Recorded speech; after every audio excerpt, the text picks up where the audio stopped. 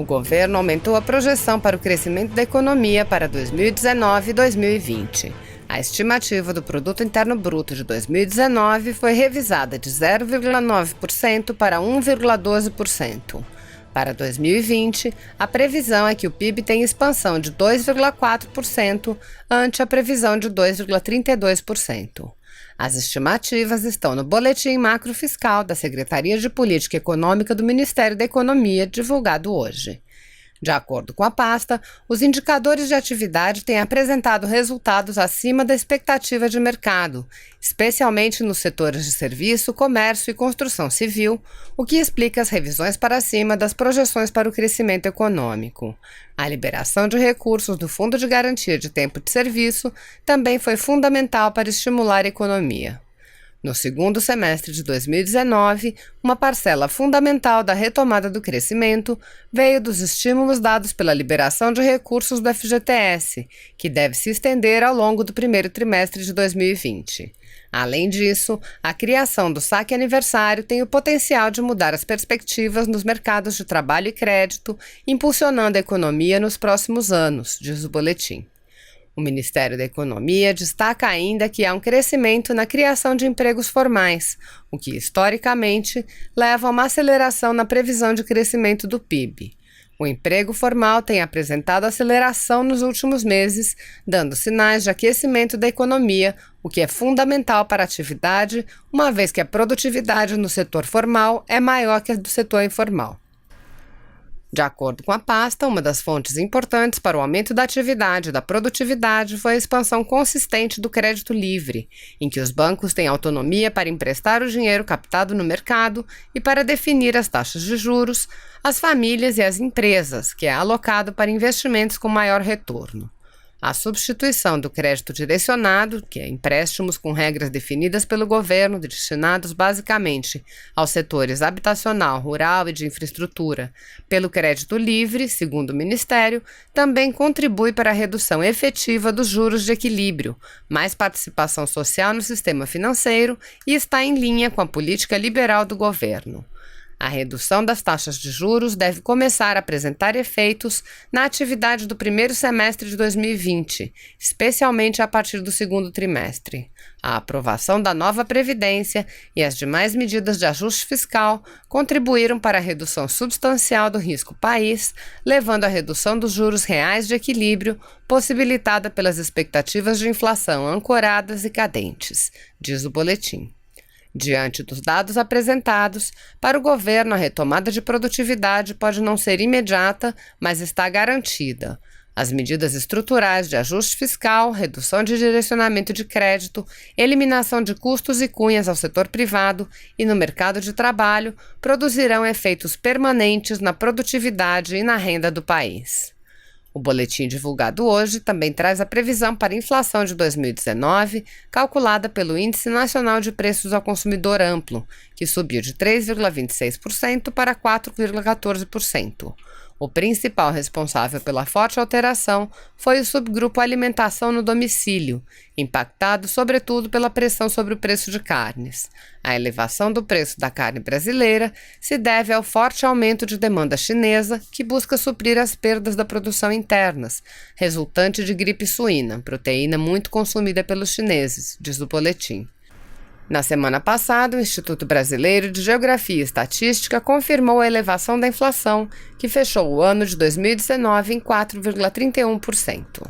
As informações são da Agência Brasil. E agora vamos ao Palácio do Planalto saber de lá as informações com a repórter Luciana Colares de Holanda. Oi, Lu, bom dia para você. Oi, Renata, bom dia para você que acompanha a TV Brasil. O presidente Jair Bolsonaro voltou ontem a Brasília depois de passar uns dias descansando numa unidade militar no Guarujá, litoral de São Paulo. E nessa terça-feira ele chegou cedo aqui ao Palácio do Planalto, onde cumpre uma agenda bem intensa ao longo do dia. Entre os compromissos, em uma série de reuniões, o presidente recebe os ministros Marcelo Álvaro Antônio, do Turismo, Paulo Guedes, da Economia, Gustavo Canuto, do Desenvolvimento Regional e ainda o almirante de esquadra Celso Luiz Nazaré, chefe do Estado-Maior da Armada. Renata, voltamos com você.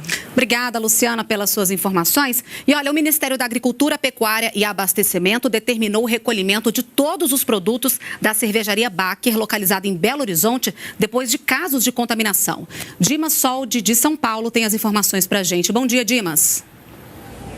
Bom dia, Renata. Todos os produtos fabricados pela cervejaria Baker no período de outubro do ano passado até agora devem ser recolhidos do mercado. De acordo com o Ministério da Agricultura, as análises feitas nos produtos Belo Horizontina e Capixaba confirmaram a presença de 2 contaminantes, monoetileno glicol e dietileno glicol, substâncias usadas no processo de resfriamento industrial.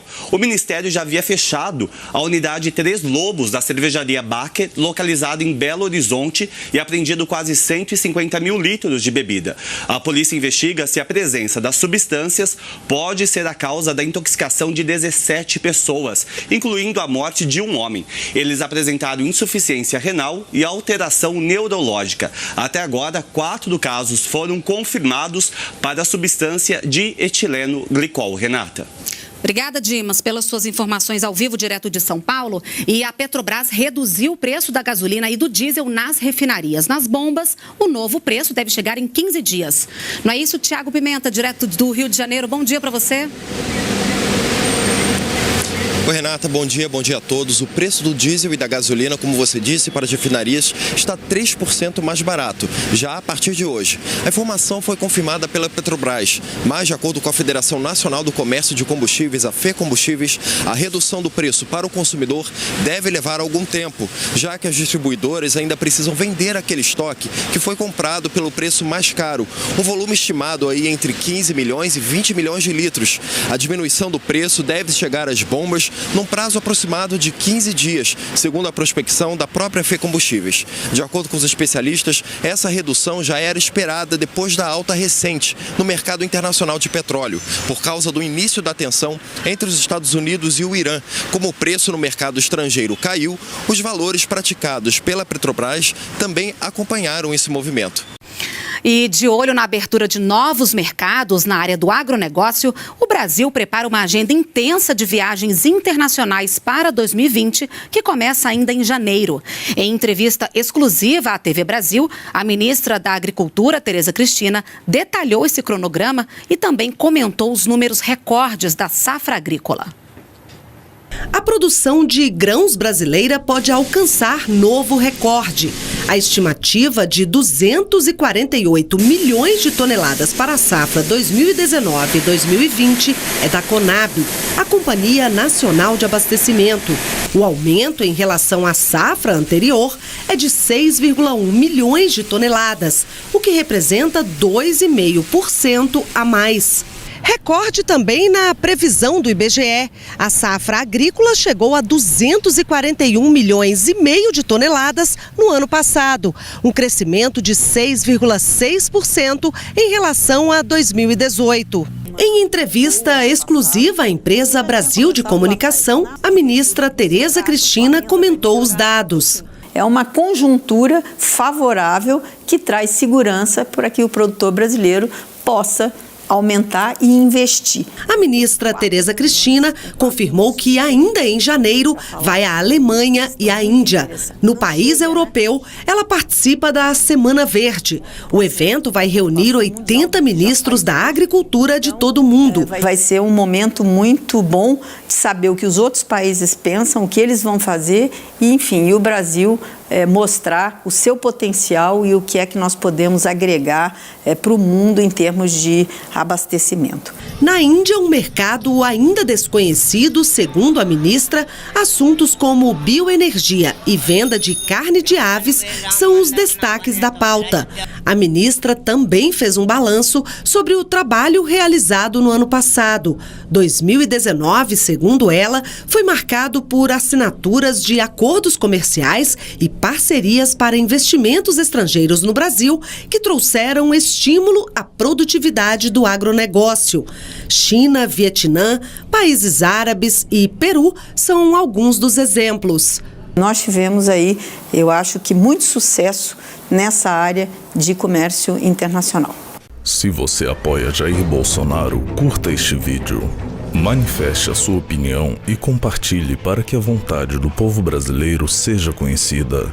Inscreva-se no canal para ter acesso gratuito ao nosso conteúdo. Uma produção Folha Política.